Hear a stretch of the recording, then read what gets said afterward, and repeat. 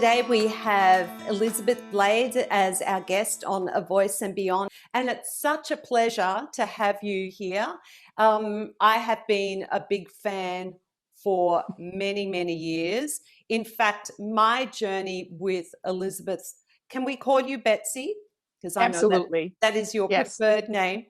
My Yes. my relationship started with back probably in about 2006 when I stumbled upon this book in the library at Queensland Conservatorium while I was undertaking a postgraduate study. And I loved the book. I was always gravitating to this book. I just really enjoyed the way it was written, that I felt that I was in the studio sitting alongside some of the greatest teachers, some of the most amazing voice pedagogues. And I kept going back to this book throughout my whole university journey. And I had the joy and the delight of meeting Betsy in 2018 at Shenandoah University. And I felt like a fan who just met their most favorite rock star. I was in awe. And we've had a little bit of a friendship, and we've reconnected a number of times now. So this interview for me is special, and not only as a professional but personally as well. So thank you so much for being on the show, Betsy. My pleasure. And thank you for asking me. Yeah, and look, I'd like to share with our audience that Betsy is not feeling quite herself today. You had your first COVID shot. Yesterday morning. Yeah. And And I you, was so delighted to have that until this morning. yes. So what happened to you this morning when you woke up? I was fine when I woke up, a little sore. The arm where you get the shot is people routinely will say, oh, yeah, it was a sore arm, but nothing. And having had COVID, I was curious as to see if I had any reaction or just sail on through it. And my morning was busy. I got a lot done. And then right about 11:30, maybe 11 o'clock this morning, I just felt like this wave of exhaustion came over me. And I thought, oh man, I got to go up and take a nap. And then it sort of dawned on me, oh my God, this is COVID. This is the same symptoms, the same experience I had with COVID in November. Mostly fatigue, just debilitating fatigue, absolute exhaustion. I had to push through because I was teaching full time, and Yeah. it was 2 weeks before the end of the semester. So I just kind of pushed through it, but then foggy brain and a slight dull headache. And this is what I experienced just about 5 hours ago. So I texted my afternoon lessons and said, this is what's going on. Can we reschedule, or let me take a nap and see if I feel better? So I took a nice 2-hour nap, which is very similar to what I would do with COVID. And when I woke up and had a cup of tea, it was like, oh, okay. It's just a temporary thing, but I feel as though my stamina, that's the other part of COVID, is the stamina just doesn't hang in there. Mm. So I'm alert. I'm feeling fine. In fact, now seeing Marissa on the other side with the screen makes me feel a whole lot better than I did when I first tuned in. Oh, well, thank you very much. I'm glad I can make you feel better. I'd like to say that I make a lot of people feel better, but sometimes I don't. I have a hard time believing that. Well, one of the reasons why you're here today is that because we are going to talk about self-care. Along my journey at Queensland Conservatorium, I was given the opportunity to study Feldenkrais. And the other, I know I look like I'm on one of those shows, and but we're going to give you a car. no, that will be when Lisa Popeil's on the show. I understand. Knowing You Lisa, understand. yes. Some people don't, but they will when Yes. we have Lisa. But I came across this book, and you had also written about Feldenkrais. And when we came to know one another a little more, we found that we had lots of things in common. And one of the things that we started to talk about was self-care. Mhm. So, and this episode is going to be talking a little bit about self-care and what that looks like in and how you came to discover self-care and what that means for you. So, would you like Mhm. to share your self-care journey and when did you start to think, okay, I've got to start taking better look at my uh, I need to look after myself a little better. Mhm. I've always been an athlete, and I've always been not a health nut, but I've always eaten well, high nutrition, came from a very active family. Athletics, music, and education were the three parts that was very much emphasized in my life. And I just, barreled into everything I did. Um, 30, 40 years of just being not high maintenance, high energy, Yeah. and getting things done and making my to-do list and just be very active, active, active. And I started, I guess I'm going to have to say, I don't think Marissa knows this, but tragically, my dad drowned at the age No. of 80. Oh my gosh. He was at his beautiful hunting camp, which he adored, up in the hills of Western New York State. And it was the first day of deer hunting, day after Thanksgiving. And he never came home. And my mom didn't think much about it because he often would stay over. Those were the days before cell towers, before cell phones. When he went to camp, he was off the grid. But he often would stay Friday night, Saturday night, come home Sunday. He never came home Sunday. So she sent my brother to find him, and he was floating in the pond. We still don't know how he got there. It was very cold. He used to go out and check the temperature of the pond. He was an engineer and he kept meticulous records, and he probably was going to close the camp down that day. He may have slipped, hit his head, fell in the water, and that was the end of it. And it was, of course, the whole family was just devastated. And at that point, I started having dreams like a month after he died, where I wouldn't see him in the dream, but very vividly, I'd be talking to my mother in their bedroom here in the house that I now live back in. That's another story. And the phone would ring and I would pick it up and it was Dad, and he would talk to me, and it was amazing because you could hear his voice. And he said, Bets, I just want to let you know this is amazing over here. The only two things you take with you are knowledge and love. Wow, And how then profound. yes, and those dreams continued. It gave And me great how long ago was solace. this? 1990, Okay. November of 1990. Right. And the rest of the family, I shared it with them, but I don't think they quite, it's like, okay, there she is. She's kind of the weirdo one of the family. Yeah.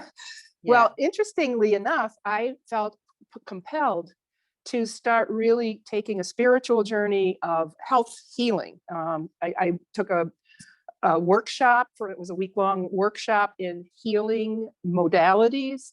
And that I was told that I had a lot of energy for healing. And so that really set me on a whole different course in my life, in my profession, with my family, my children. And so that just has been the underpinning of my life ever since that tragedy. Right. Okay. And for a lot of people, they would think that was a little left of center. And a lot of Sure. people would not be open to that kind of thinking. Right. Did you find that with your family to start with? Well, at first, yes, but they have since come to really respect me because I have moved ahead and trained myself in Reiki, which is healing energy.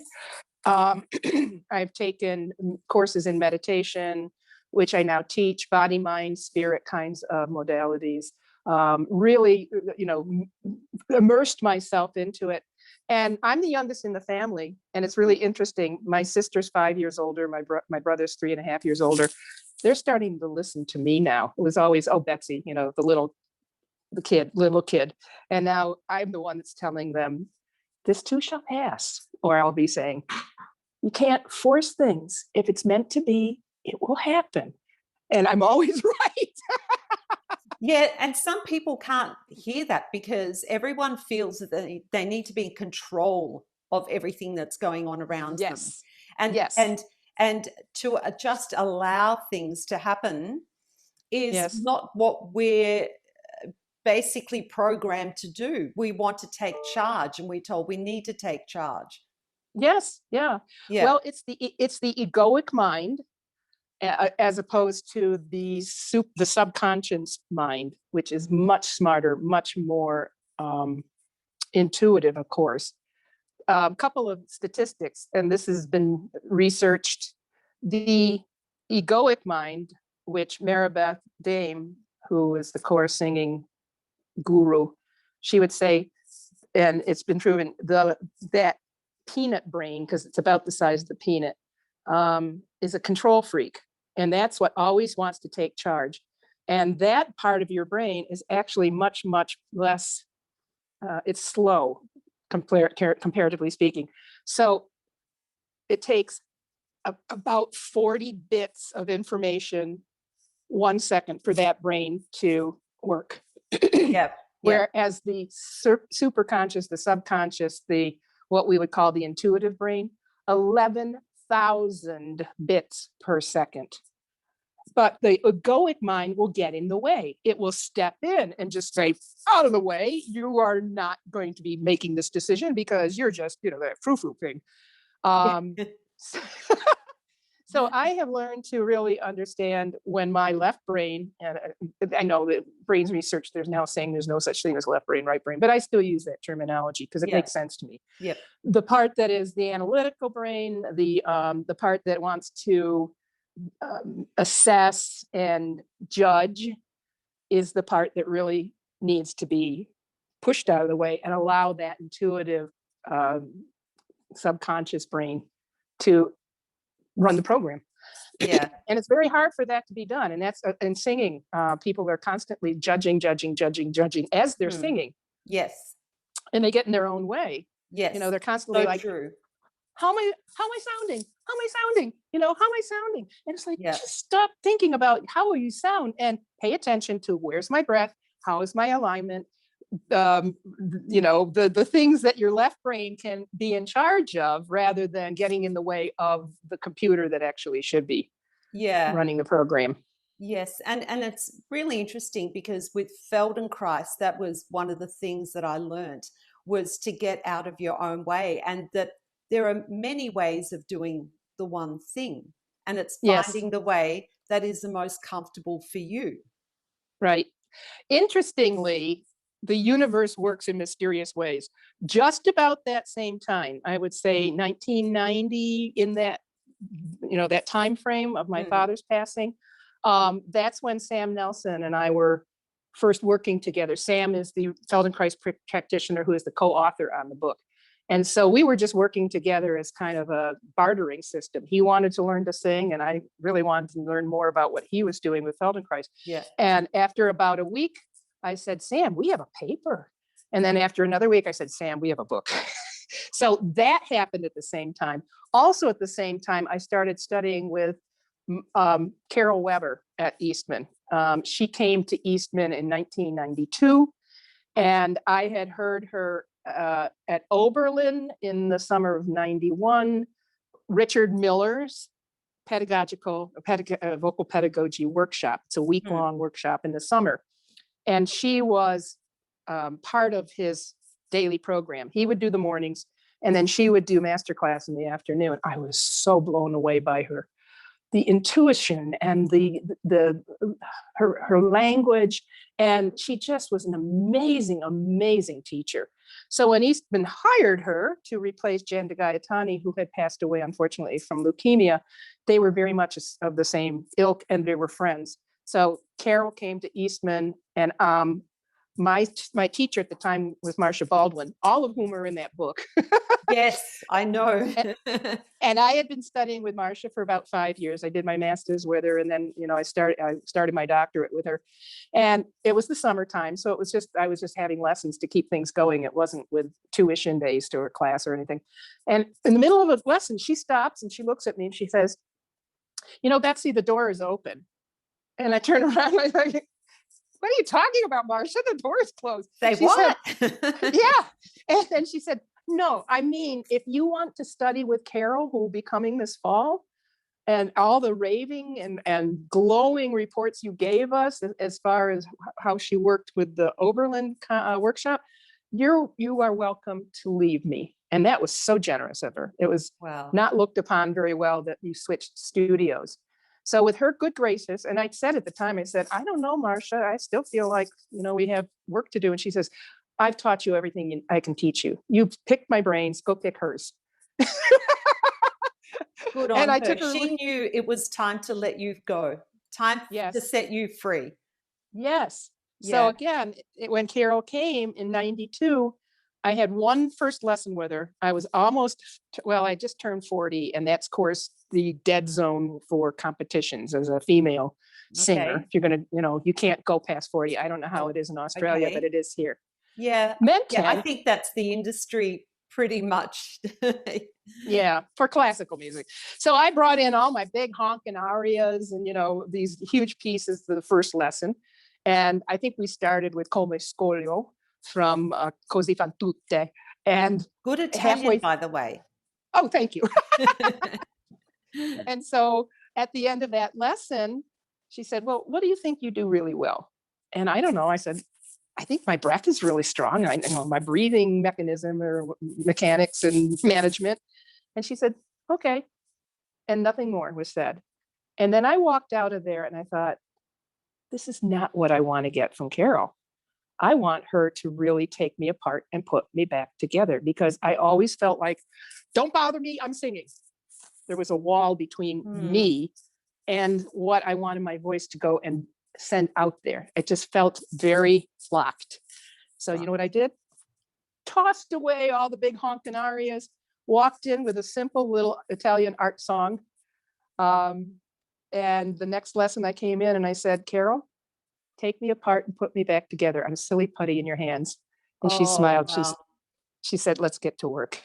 Wow. And she let me, with the good graces and approval and permission of all the other students. Now, she had everything from freshmen, first year Eastman students to doctoral students. And she said, if you want to come in and sit in on lessons, as long as it's okay with them, you can do that. So I cleared my schedule. Now, I didn't have classes anymore, and I'd passed the doctoral exam. So it was basically writing that book was on my to-do list to get that done. So I had a lot of free time away from writing the book. So I was like a fly on the wall, and I learned so much Yeah. from sitting in her lessons. That's But incredible. this all happened around the same time. It's like, again, the universe will present opportunities if you're open and listening. Well, it's interesting to go back to her comment when she said to you, the door is open, because you had a choice then too. Yeah, Either yeah. you were going to go through that door or you were going to shut the door. And I almost did. I was scared. It was like, this was a safe place. This was Yes. Marcia. Yes. We knew each other. I knew how she worked. And I had doctoral recitals. One I had done, and I still had another, and also a lecture recital. So it was like right in the middle of wrapping up the performance part of my doctoral degree. And I just was like, I don't know. But again, you listen to that inner voice and that Yes. inner knowing, and it was, yes, this is meant to be. And my God, made all the Yeah. difference in the world. They say that your intuition is smarter than your brain. Oh yeah, that's Yeah. right. And Yeah. so many people don't listen to their gut feelings. And I know for me, when I don't listen to what my gut and my intuition is telling me, that's when Yes. things go wrong. So I think but it's also being aware of what we're being told. And I think going back to one of the things that you talked about earlier with meditation, Yes. I know for meditation is something that is very misunderstood, because a lot Yes. of people think that it has some sort of relationship to a religion or a spirituality or whatever it is. But Right. meditation can mean a lot of things to a lot of people. So Oh, sure. for me, I Yeah. discovered meditation 2 years ago, and I won't share the whole story now, but I was in a little bit of trouble after finishing my PhD, and I was suffering from anxiety. And then there was an incident that happened next door to me. It was a domestic violence incident. and I had post-traumatic stress. And I really needed to calm my mind. And I discovered meditation. And I can't say 2 years later that I'm very good at it. But when you were talking about all those thought processes and how the brain works, it makes sense that we have between 50 to 60,000 thoughts a day, and they don't go away overnight. And when we wake in the morning, those thoughts are still there. For me, meditation means clearing out my filing cabinet and getting rid of all those thoughts that I don't need to carry into the next day, into that new day, and just having time out. It's like giving my brain a little holiday for 10 or 15 minutes. And that's how I look at meditation. It's just being in the moment and not thinking about the day before or thinking about the day ahead, just having stillness in the mind. So what does meditation mean for you? Well, I actually teach meditation to my classes. Before we even begin, I will call it, this is your mindful centering time. I won't even call it meditation. Okay. Yes. And of course, right now I'm teaching all the classes are on Zoom. So my beginning voice class at Alfred University, I have 10 students. So, they're all in their little blocks. And the first time I taught it, it was almost palpable. You could feel them calm down, because those, university students, they're just on the go, and there's so much stress and there's so much pressure, especially at the beginning of a semester and all that. So I would just say, just take a minute, I'll keep the timer, and let yourself just be. You can focus on your breath if you need to, just how the breath's coming in and how it's going out, and see if you could, feel as though that's a gentle ocean wave. I have a little sort of hypnotic way of talking to them as they're doing it. I And would that's love how I to start be every in that class. I would love to hear that hypnotic wave voice. Can you give us a little demo? Just a little one, just a sneak peek. Oh, sure. And this is the same way I taught the classes at Shenandoah, the Body, Mind, and Music, or Body, Mind for Musicians classes, is to have them start with that meditative moment. And the first day of that, they hated it, because they had their to-do list, and they were just, oh my God, this is a waste of time. We're sitting here, and I should be, it's like. So I gave them a minute to focus on their breathing, and then they felt, oh, okay, this is not so bad. And you don't have to do more than a minute. I learned that from taking a class with David G. He teaches meditation for, I can't think of a famous, anyway, doesn't matter. He teaches meditation. And I was at a conference that he was teaching how to do these short meditations. He works with police and military and people who have a lot of stress in their life. So yeah, we can do a meditative minute or a centering moment. Let's do this if you're up to it. I am. Of course I am. Okay. So I just have them settle in and feel the weight of their feet on the floor and their legs being nice and not uncomfortably heavy, but just very settled, that their whole body is going to feel as though it's connecting to the earth's energy, which is highly energetic, the earth that we live on. So just take that moment and close your eyes and focus on your breath as the breath comes into your body. No judgment. Just turning on the beginner's mind, which is all your concentration, and your mind is empty of chatter. And just turning on that beginner's mind, being gentle with yourself, allowing that breath to come in, and your body will know what to do as it turns around and it goes back out. And just find this beautiful cycle of air coming in, re-energizing your body, and then going back out again. And let that just be for a few time a little time.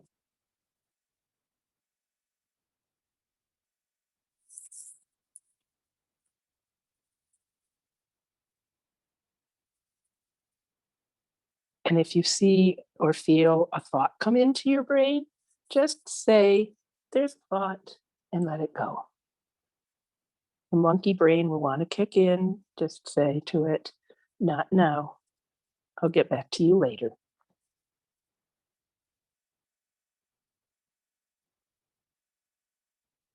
And when you feel ready, you can open your eyes. No rush. And just come back Do I have to? into your space. Yeah, I'm surprised that sometimes Oh.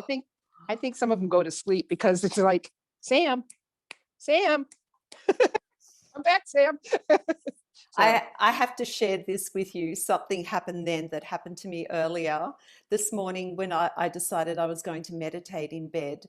And my husband was still in bed and he was facing me, and it was like a hurricane blowing on my face when he was breathing. He's going to kill me for saying that. But aw.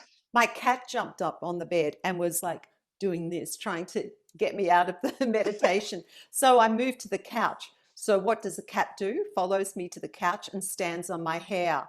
And it Oh, was yes. while I'm trying to meditate. Just then, he's let himself in. And while I was in that meditative state, he's rubbing himself along my legs. So he clearly does not want me to meditate today. That's 3 times I've been sabotaged by my cat. Well, they have their own agenda. Clearly, I'm And not sure. usually it's centered around feed me. No, he's being fed. Yeah. Okay.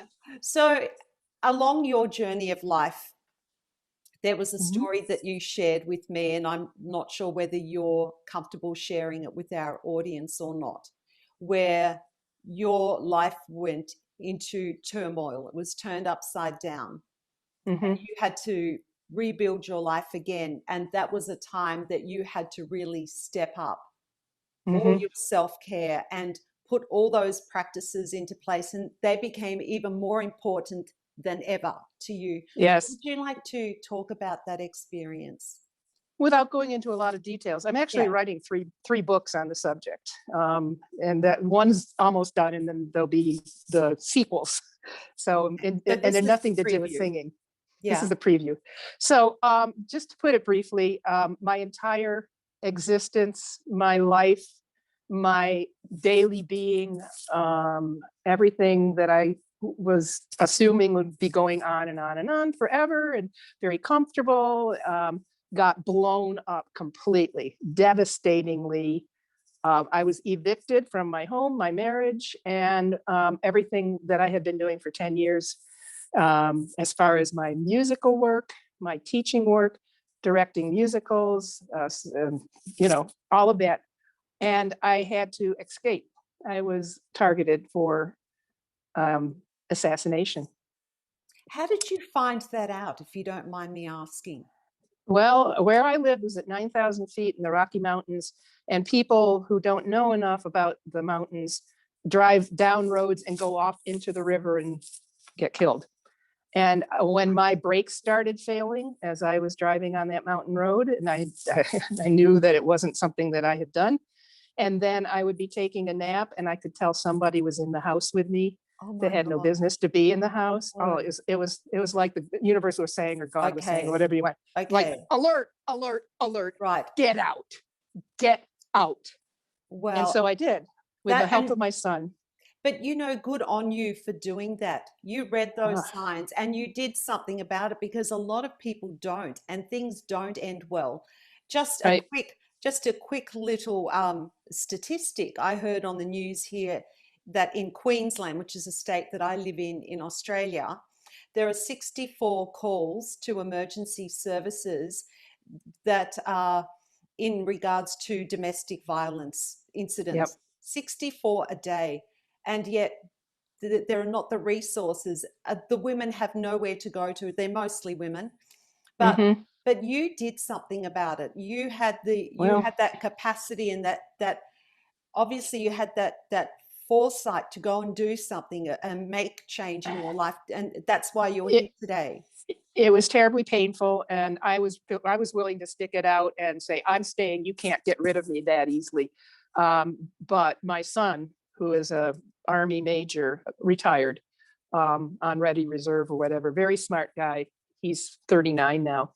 I told him a little bit of what's going on. He said, Mom, get out of there. Mm. Don't you understand? You're going to be the next statistic if you don't get out of there. And so he found me an apartment in Winchester.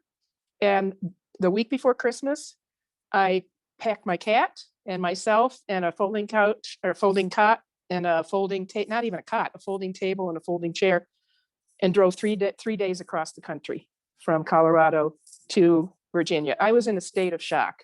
I mean, I felt like I was in Yep, survival mode. yep, yep. You wouldn't My, even my, remember that drive. no. And No, it was, it was not an easy drive. It's no. all across the United States, basically. Yes. But once I got to my apartment in Virginia, oh my God, I won't even go into the details. It was really, really hard and really sad. I was in an empty apartment with my cat and the chair and the cot, the table. I didn't even have a bed. I slept on the floor until I finally went out and bought an air mattress. So little by little, I just kind of went into a shell. I did have a therapist back in Colorado. So we started doing Skype or Zoom kinds of therapies. And she also said that the statistics of how many women are murdered in Yes. abusive Yep. marriage relationships. So I got out, and at first it was, I can't even remember how bad that time was. I had no purpose. I had no, I had no understanding of what just happened. He filed for the divorce the day I drove, right after I drove out of the driveway. I wasn't even out of our town. He went down and filed for divorce. Anyhow, so eventually, again, the right people come into your life, Yeah. and there I started. My son sent me a friend who knew somebody who was my age that lived in Winchester. She came in and just sort of swooped me up and said, "We're going to go out, girl. We're going to, you can meet my friends." Oh, that's I amazing. I met Karen Keating at Winchester at Shenandoah University because she was the choir director at the church I started going to. And I started singing with the choir. And she's the one that said to me, Betsy, we need somebody to come and teach these courses at Shenandoah. Are you interested? And all of a sudden, within the space of a year, I had a feeling of like, okay, I'm going to be okay. And then I was able to write, I had plenty of time. I did the second edition of those two books, which I probably would never have done. Yeah. I wouldn't have had the opportunity and the time. But because 2017 I was teaching, but not that much, I had a lot of time to revise both Singing with Your Old Self and A Spectrum of Voices and update them. So that's not that long ago. So what we're No, talking about that happened to you is not that long ago. it was, I left Colorado December 2014. Yeah. And what a beautiful place though to escape Oh, to everybody, that's what, Winchester. And that yeah, university is yes, just stunning. I yes, mean, yes, there's such a sense of calm and serenity and yes. tranquility, and everyone Again, there is like that yeah, as well. yes. Again, it was like the right place at the right time for me to heal in a very nurturing place where I felt as though I belonged and also I could contribute. I didn't want to be a leech. Yeah. So, And yeah. did you find that having that regime of self-care Hmm. that helped you through that process? If you didn't have that, how do you think you would have fared? Um, I'd probably be a very bitter Yeah. divorcee who would not be very pleasant to be around. So what I did, Marissa, is I just sat down every single morning and I said, I need to just have a routine. When I get up in the morning, I don't want it to be not, I'm sitting in this small apartment in a town, no, I don't know anyone. And I got this whole horrible divorce, which went on for 13 months. It was a Kardashian divorce. They got themselves a shark lawyer who just raked me over the coals. All I wanted to do was just get it over with and move on. Yeah. So I would get up in the morning And Kitty and I would go, and I would sit in, it was a very pretty living room, or in the nicer weather out on the little, I was on the third floor, so I had a little balcony porch. And I would sit there, have my coffee, and then I would actually do some meditation, get myself really focused and centered. And I just developed a morning, I call it my angel time, because I feel, as you can see in my background, up there's a whole lot of angels. You see Oh, them? yes, yes, yes, They're okay. actually, that's left from Christmas. But anyway, so I would really tune into higher consciousness, universe. Um, I had some books that I was reading through. One was Wayne Dyer's Yeah, The Tao Te Ching. yep. That was tremendously, I didn't make myself, but I said, I am going to read a chapter a week. And there's like 82 chapters. So I said, a chapter a week. Well, that'll take me through the first horrible year. And maybe by the time I get finished with the book, I'll be much more centered and grounded and have a happier life. And you know what? I did. Yeah, So that was really helpful. yeah, yeah. And so then let's talk about COVID. Yeah. Let's address the elephant in the room, so to Right. speak. So Mm-hmm. you were taking care of yourself, and you were teaching online. You were doing all the things that you were supposed to be doing. You were Yes. isolating. You were wearing a mask outdoors. Oh, And yeah. then what happened? Well, it was a shock because I live alone with a cat. Nobody comes to, I mean, everybody in my family has been extremely vigilant and mindful. If anybody, like my brother and sister-in-law were here in town all summer, they have a summer home or winter home in Florida, so they're Mm, gone. But if we were to get together, it was always outdoors, masks on, 12 feet apart, no problem with be conscientious. So I was doing all that and teaching online.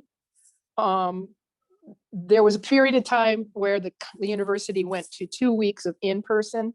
And as soon as one COVID case popped up on campus, I just said to the chair, I said, I'm not coming back to campus. I'm going to go home. I can fair teach enough. online. I've been doing it for 6 years. I know it's effective and it works. And it did. So I didn't go out, except of course you have to go to the grocery store. And I was very super careful in our supermarket here. There's a mask mandate in New York State. Hmm. You have to have a mask on. And of course, there are people who try to disregard that, and they're very combative. But most people were kind and conscientious. So masking, hand sanitizer, the whole 9 yards. However, I sprained my left knee power walking because I'd been taking yoga and spin classes, the bikes at Yes. our local athletic center, and then everything shut down in March. And I did not want to lose the physical training and toning I had been having, the Hmm. strength.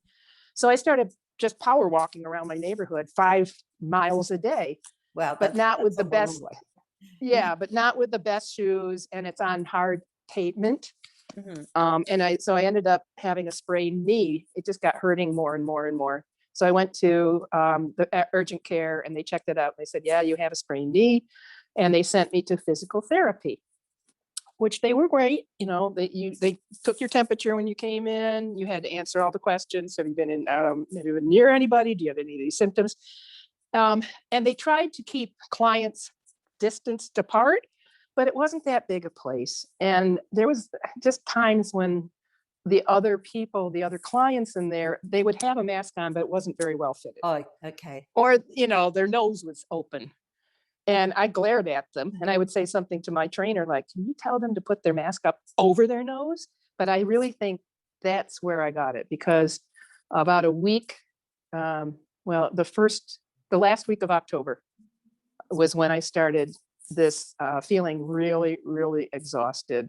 Hmm. And the headaches, and I said, I don't have COVID. I don't have COVID. I even told my students, I'm not feeling well today, but I don't have COVID.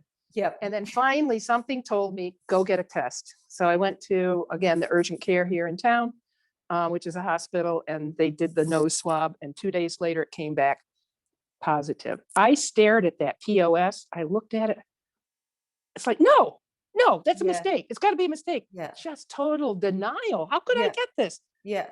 Yeah. So it was 2 weeks of exhaustion, getting up in the morning. And then by 10 o'clock in the morning, I just had to go and lie down. I mean, I fell into bed and I was out cold until noon. And then I would get up and teach. I had to stop teaching the classes. I just couldn't handle, 10 students. I could do one-on-one. But it was the end of the semester, so it wasn't that debilitating. And by 6 o'clock at night, and then I would take another nap in the afternoon. By 6 o'clock at night, I just wanted to go to bed. And I don't go to bed that early. Normally No. it's, 9.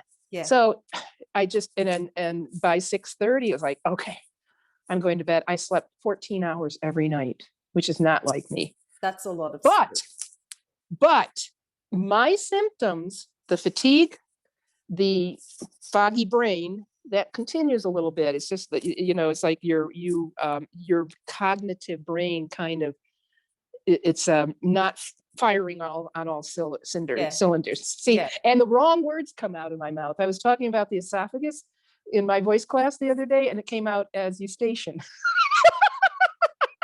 It's like, wait a minute. It's got an E at the beginning. I didn't mean that. Weird. It's okay. Like, that's okay. We're all making allowances.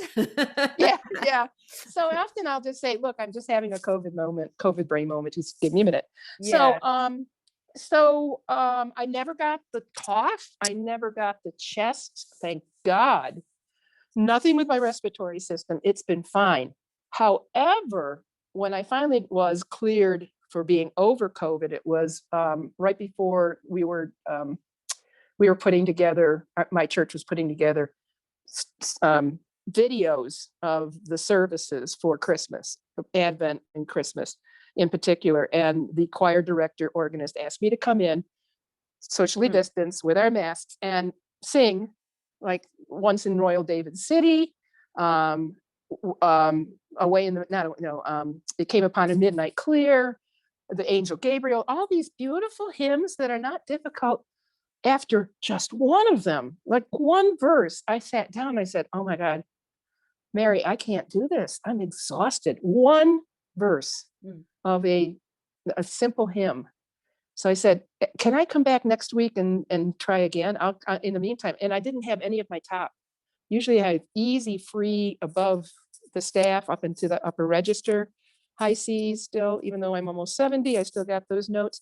Yeah. I had to use all the technique I could muster just to get to the G5. Wow. Yeah. And was there anything else you noticed had changed in your voice as a resonance? Yeah. My resonance, it was not pingy, it was not free, it didn't have that nice, easy, bubbly, free sparkle. Yeah, it was like pulling teeth, as we say here in the United States, just to get me to get that note to come out. Yeah. Now, in the meantime, I've gone back and I've watched the videos and I said, it's not that bad. Actually, it's better than I thought it was. So do you think then that what you were feeling was not the same, and then therefore you were hearing it differently because you were so caught up in how it was feeling that you thought the sound wasn't there? It just felt like it was every ounce of effort and work that I had to go through. Calling up all the possible technique that I've learned over my training and teaching voice for 40 years.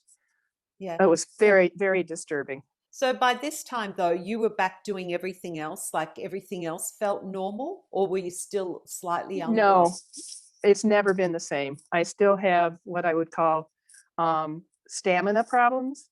Right around lunchtime, I had scheduled in my class schedule works fine because there's class in the morning that's done before noon, and the other one is at 2:20 in the afternoon. And then I put in my private lessons around those.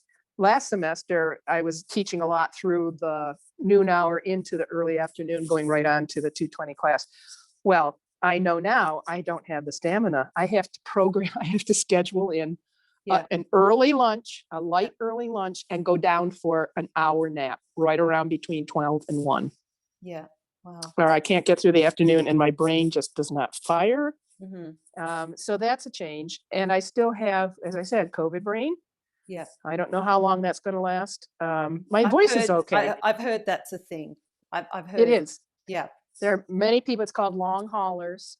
Fortunately, I don't have the respiratory problem. There's a lot of people who just, their breathing is really compromised. Thank God that didn't happen to me. Do you think that didn't happen to you because you were so physically fit prior to Yes, yes. yeah?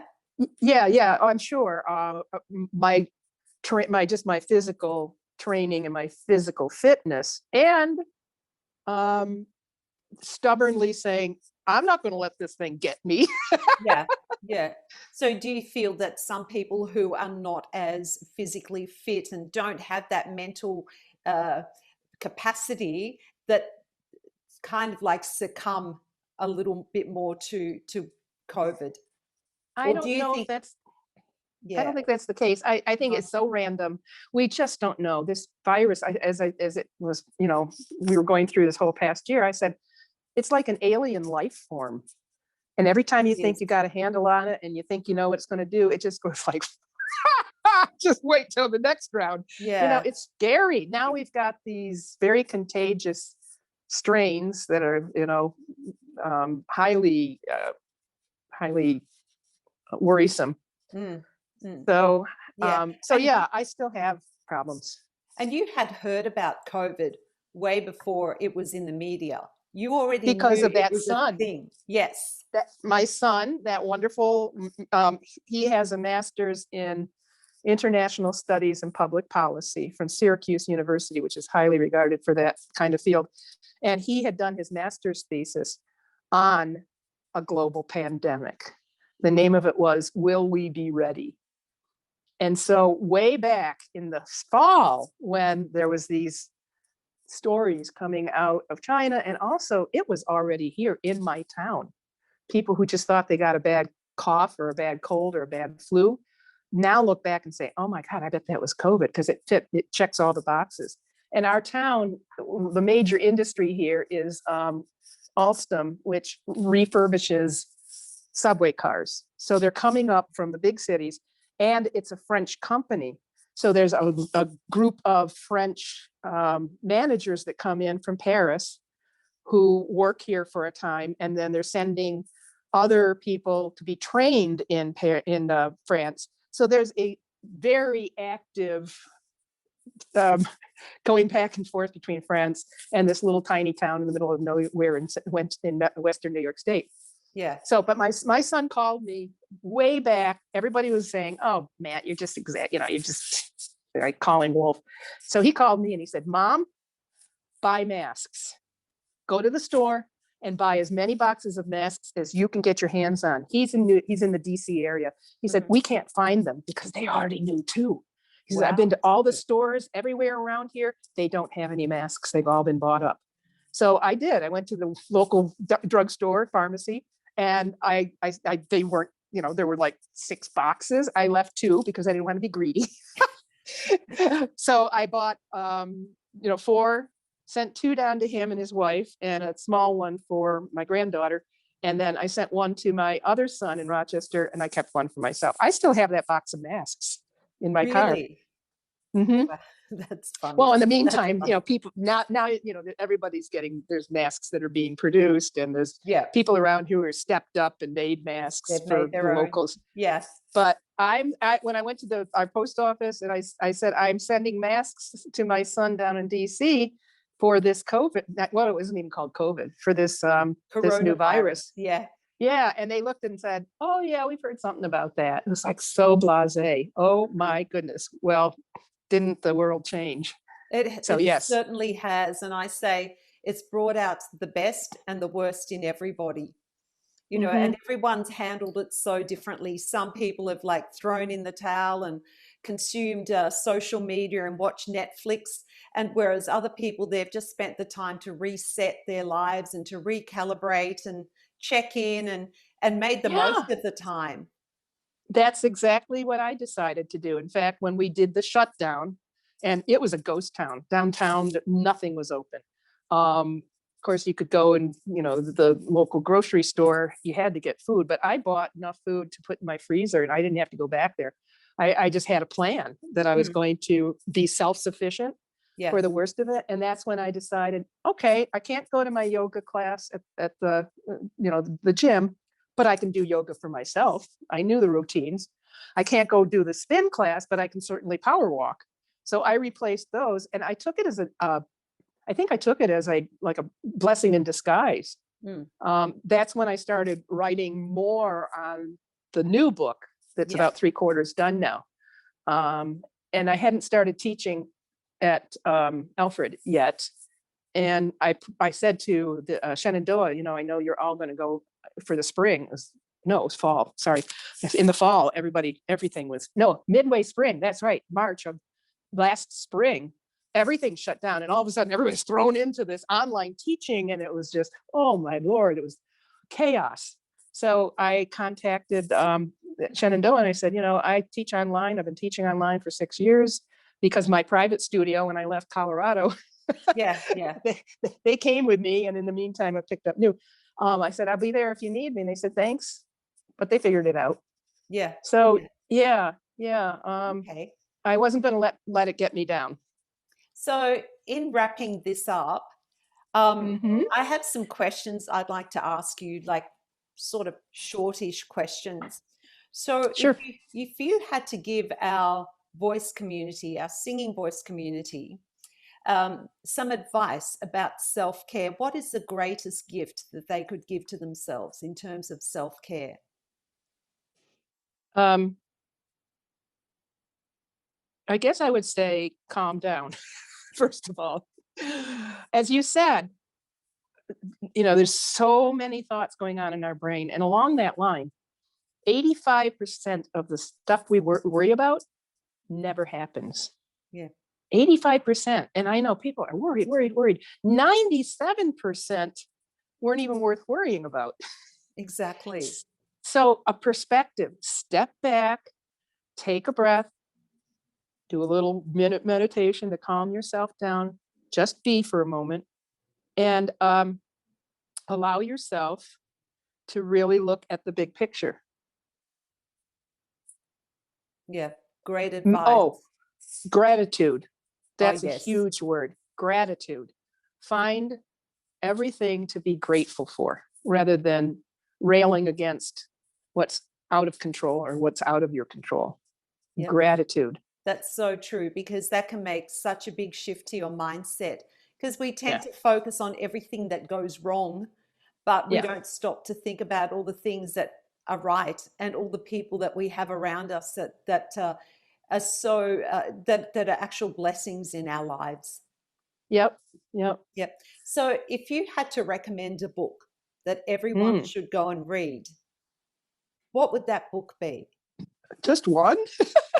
Okay, maybe two. It depends on what their interest is. I'm reading right now. About self-care. Let's keep it on self-care or changing mindset. There's a lovely little book. You can get it on Amazon. It sounds very woo-woo, woodgy. It's called Easy World. And the premise is, I choose to live in easy world where everything is easy. Oh, that sounds like my kind of book. I'll go get it. It's right over here in my my reading area. Okay. Talk. Okay. I'll be right back. No, well, I mean, okay. I'd like to talk to you about about life being easy. Like for me, I have this thing that I like everything calm. I like everything easy. I'm not a big fan of chaos, and I don't understand people that love to have chaos around them and are looking for chaos all the time. So I think this kind of book sounds really cool. There's a book that I'm reading at the moment. Let me see. Oh, actually, I don't have it here.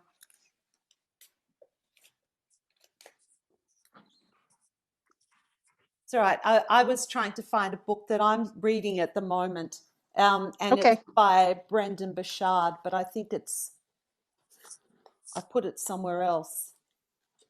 So I didn't do very good in my minute of speaking to myself. Okay. Well, here's the book, Choosing Easy World. I don't know if the light's glaring too much. It's by Julia Rogers Hamrick. Okay. Let's see. Yeah. And she actually has a website that you can go and visit. I think she might even do sort of daily meditations or whatever you want to call them. But Mhm. it's just a lovely little book. It says, don't be fooled by this book's simplicity. Therein lies the power and magic. Choosing Easy World is transformational. It's an invitation to a new paradigm for living, a guide to opting out of struggle and strife and living in the amazing realm where everything is easy. And it works. Like that. I like It that. really, yes. And then the other one, since I was grabbing books, this is the book. This is one along with Wayne Dyer's, um, the Tao Te Ching interpretations. I can't remember the name of that right now, but this is for women. It's aimed for women. I'm Yeah. sure guys could like it too, but I love this book. Simple Abundance, and it's a daily. There are daily essays, I guess you would call them, Mm-hmm. or daily readings. This is the newest edition. I have the original edition, which talk about luck and the universe. I picked it up in I don't know, do you have thrift shops in Yes. Australia? Yes. Okay. I picked it up in Colorado in a thrift shop. It just called to me. It was 1995, the original edition, when she first wrote the book. And that book, it really, when I was in that empty apartment by myself, mopping up my tears and trying to figure out where my life just crashed and burned. That's the book that really, really helped me get through that first year. So I just bought her newest edition, which is 2010, I think it is. Yeah. There's new essays, there's a lot of repeated ones, but this is a lovely, lovely book. Okay. I've written that one down. So who was the author? It's Sarah Van Brethnick. There's her name. Okay. I think if I put Sarah Ban, it will come up. The other one. If you just put Simple Abundance, she's become quite famous. She's got, all kinds of websites, and she's written a number of books. 365 Days to a Balanced and Joyful Life. Mm-hmm. So those are the two books that I would recommend to anyone. Yeah, awesome. I'm going to go and get those books. So what is the greatest lesson that you've learned over the past year with this as a result of the pandemic?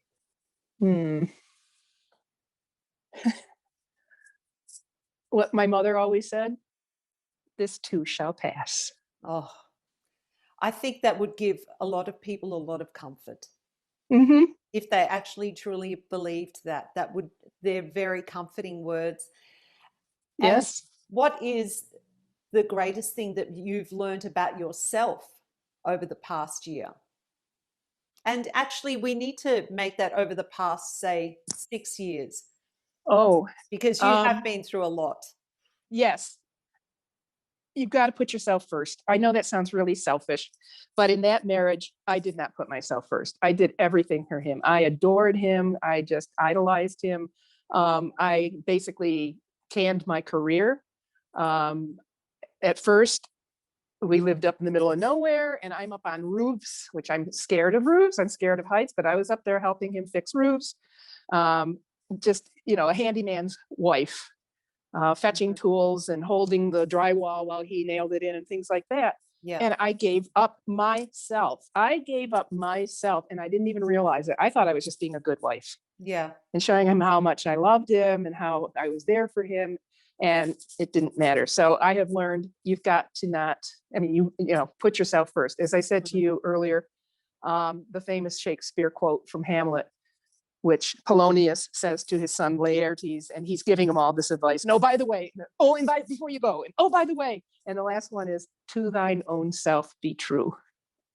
Yeah, I think just knowing you and the interactions that we've had, I would describe you as very or extremely resilient.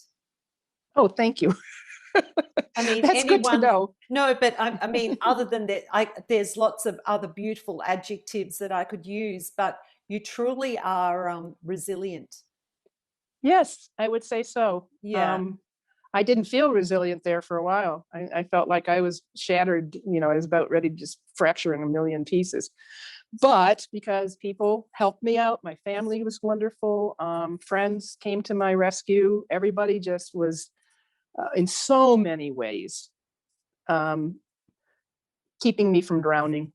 Mm-hmm. So, what do you have on next? Is there a book that's in publication that is going to be launched soon?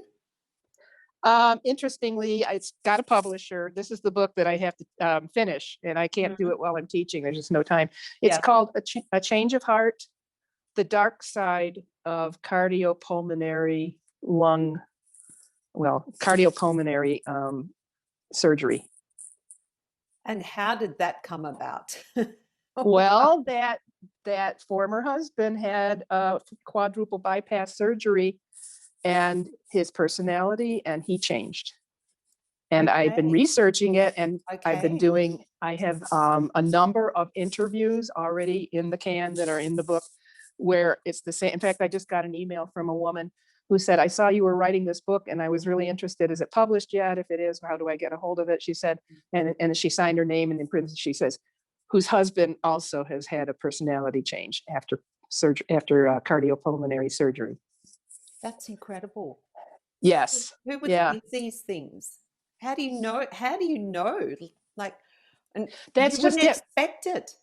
We didn't know that it was an emergency. He would have dropped dead. He was taken in the hospital, and the next thing they're saying, he's not going home. He's set up for open heart surgery day after tomorrow, and you don't have time to think. You don't even have time to, except to just react and sort of go into survival mode. And it was dire. And I did not see the change until probably 6 or so months later, that I That long. started to realize, yeah, well, he was recuperating. Yes. He was just Yes. fiercely trying to get himself well again. And Yes. that was taking up all our time and all our attention. And then after that, that's when things really started going downhill. So there's Okay. actually, in Australia, there's a filmmaker that I connected to. His name is Andrew. I don't remember his last name, but he produces documentaries. Hmm. It's called Pump Head. Pump head. Right, for the the pump that keeps you alive. Because what they do is they literally take the heart out of the chest, Mm. put it into dry ice and chemicals so it doesn't deteriorate while they're working on it. So you are clinically dead, and this pump keeps you alive. It circulates the bread. See, there's a little COVID brain right there. It circulates the blood and keeps the body alive while they're doing 6-7 hours of surgery. So look up Pump Head, and you'll see. Last time I communicated with him was in the fall, and he was in pre-production. I think he had gotten all the, and it's Australia, Okay. Australian Yeah. cardiologists, and so yeah. Okay. So that's Wow, that's the that's book. amazing. That's I amazing. got to get it done because people are so interested, and there's Yeah. so many stories out there. Yeah. Half of the cardiopulmonary surgeries. Well, I won't go into it. At 50%, there are repercussions. You don't just come out and resume your life, heal up and resume your life. It's devastating to a lot of people. So that's the Okay. first of 3. Okay. And are we allowed to know what the other 2 are? Oh yeah. Well, Is I there a gotta singing one? no, I'm done with singing. Oh, okay. That's my job, but I'm not going to write about it. Yeah. Well, I already did. You got Yeah, those you books have. in. You have. So the You've second one made is your called, contribution. right. The second one is tentatively called The Cup of Strength. And it comes from a prayer that's in the Episcopal Church bi-monthly, whatever it is, newsletter. And it's helped me be the cup of strength to suffering souls. And so that book will actually tell my story in all the gory details. It will tell everything that happened to me and how I, as you've been talking about, got myself out of that state and moved on. And I just want to be able to offer help and succor to those who are finding themselves in their own devastated place. Yeah. It sounds to me that everything that's happened to you through your life has brought you to where you are now. And interestingly enough, you're now living in, is it your grandparents' home? My grandparents built this house in 1925. It's the house my dad and his brother grew up in. Yeah. And then after World War II, they all came. My grandfather had died because he was gassed in World War I in the trenches of Verdun. And so he had passed away, and the company that he had started, which was a road construction company, had gone just completely fallow during World War II. So my dad and his bride, pregnant with my sister, and my uncle and his bride, pregnant with my cousin, all came to live with our grandmother together in this house. That lasted 6 months. I was going to say, with all those raging hormones. Yeah. It was not a happy place. So apparently my grandmother bought a house on just about a block away in town. My uncle and aunt bought one in the like what we call North Hornell, another section of town. And so mom and dad was like, okay, I guess we have a house. So we were brought up here, and it was the family home for 60 years. And then it went out of the family for about 10 years. And I was devastated. I never wanted that to happen, but none of us were in a position to buy the house. So it had a couple of owners, and then, not to get into too much more, it was back on the market in 2018. It had been on the market for a couple of years. It had gone through a massive ice pipes breaking in the wintertime. So there was ice everywhere, and the house was really, really damaged because that owner walked away and turned off the heat, turned off the gas, but he didn't turn off the water. And 4 months later, when the neighbors started to see rivulets of water coming out from underneath the doors of the house, they said, something's wrong over there. So they could be right. Yeah. So again, it's another whole story I won't get into, but the opportunity came where it was on the market again. I came up from Virginia, went around with my sister and brother and sister-in-law, and they're saying, that's your nuts. You got a beautiful house in Virginia. Why do you want this big, huge, monstrosity back? I said, because it's family. So I bought the house. I had to finish up, when you met me at Shenandoah, I had to finish up the semester, and I gave them notice that I was moving back to New York State. And I moved in the summer of 2019, and I've been here ever since. Oh, see, so life has brought you full circle. Yes. And all those experiences have led you to all this writing, to all these things amazing things, and these wonderful contributions that you've made to our community and to others as you continue writing. And I'm sure that your books are going to help others as well. I hope so. I feel I have enough time left in my life to make a difference as best I can for other people. So, well, I wish you all the very best with all your future endeavors, and I'm sure we're going to connect as we've been good at staying in touch, and I look forward to catching up again with you and hearing about what you're up to. And thank you so much for being on the show. I really appreciate it. I'm sure the listeners are going to love listening to all your stories, and I hope that and I hope that people will take something away from all of this, and start implementing some kind of self-care in their lives. Right. Yeah. You have to take care of yourself. It's you are the only one who really will. Exactly. Well, I wish you all the best, and I hope you stay well. I hope you get over this COVID shot. It's like a little hi, I haven't gone away too far. So I'm sure it's just temporary. Okay. Yeah. Thank you. Thank you. Stay well. Bye, Elizabeth. Take care. Bye. Bye, Marissa. Bye.